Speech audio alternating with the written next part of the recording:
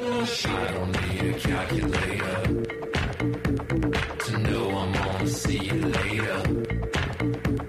And I don't need a secretary to tell me you were very, very plush. I don't need a calculator to know I'm gonna see you later.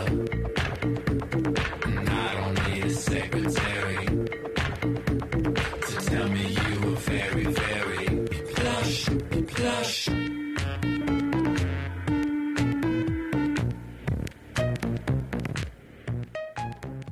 Bonsoir Estelle. Bonsoir Mohamed. Alors, de l'espace à la montagne, un festival électro dans la montagne, ça se passe au Québec. Oui, c'est l'Electrofest.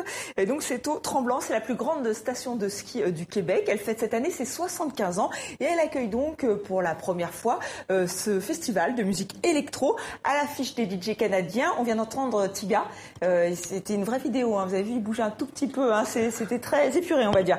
Donc Tiga, qui est donc un des DJ canadiens montréalais les plus connus. On a écouté Plush, qui est un de ses titres emblématiques, et il sort son prochain album. Voici Tiga. Donc il sort son prochain album cet été, pour tous ceux qui l'apprécient. Autre DJ montréalais à suivre, Lunis. On va voir un extrait de son clip, hein, c'est Glow. C'est un jeune DJ dont les prestations scéniques sont très suivies. C'est l'un des meilleurs beatmakers de sa génération. Beatmaker, beatbox. La version française, c'est donc faire du rythme avec sa bouche. Hein. Je n'ai pas trouvé d'autres traductions. Voilà. Donc ça se passe à la montagne, on l'a dit, dans des lieux dont les noms font rêver. Peut-être que c'est pas l'espace, mais c'est le Petit Caribou, le chalet des voyageurs. Et donc c'est jusqu'à demain jeudi. Non, le Petit Caribou. Petit Caribou. Alors Estelle, maintenant une expérience étonnante avec art orienté objet. Art orienté objet, un duo d'artistes français assez étonnant, et encore je pèse mes mots, il s'agit de Marion Laval-Janté et Benoît Mangin. Ils font du bio-art, du biotech, c'est-à-dire qu'ils utilisent la matière vivante, on va y revenir dans un instant. Alors le musée de la chasse et de la nature à Paris leur consacre une sorte de mini-rétrospective. Ils exposent des œuvres anciennes, mais aussi des œuvres qu'ils ont conçues pour cette exposition, et on va donc découvrir le corne-brame. Là, je vous sens intrigué, c'est ceci. Donc voilà, c'est un cerf qui a été transformé en cornemuse, corne-brame, un instrument de musique inédit qu'il faut apprendre à manipuler. C'est pas évident, hein, il faut vraiment faire corps avec la bête. Il voulait retrouver le son de ce fameux brame du cerf en rut, hein, qui intrigue beaucoup les néo-urbains qui vont vraiment dans les forêts pour écouter ça. Écoutez, c'est très étonnant.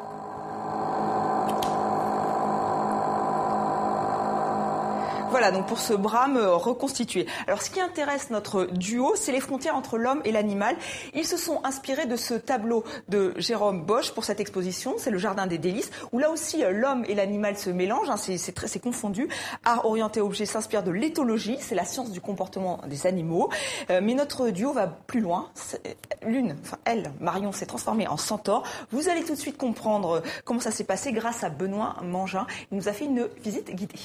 Comme on a une trentaine d'œuvres à peu près dans le musée, elles sont disséminées un peu partout. Vous en avez une ici, par exemple. Le visiteur doit vraiment être à l'affût, hein, se transformer en chasseur, parce que sinon vous pouvez passer totalement à côté. Si vous êtes vraiment attentif et si vous regardez bien, vous vous rendez compte que, hop, là-haut, vous avez parmi les trophées un trophée qui est en tricot, en fait, en tricot animalier. Et puis, vous avez cette chose qui est en deux parties, qui est une photo et qui est un objet. Et c'est une expérience, en fait, qui fait partie de la série des expériences éthologique où on fabrique des dispositifs pour s'approcher d'animaux et communiquer avec eux.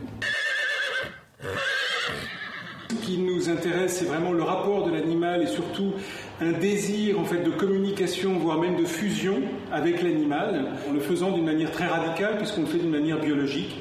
Il s'est agi pour Marion en fait de se faire injecter du sang de cheval, du sang évidemment compatibilisé, mais pour voir comment, quel type de communication elle pouvait avoir avec un cheval dans cet état-là. C'est une œuvre d'art biotech, hein. C'est la première fois finalement qu'on a franchi la barrière des espèces. Ce que fait l'artiste dans le sein d'une performance comme celle-ci, c'est mettre en avant quelque chose d'éminemment emblématique, d'éminemment symbolique. Et pour le spectateur, voir que l'artiste se livre à cette transgression, c'est finalement ouvrir à l'imaginaire des voies qui sinon resteraient fermées.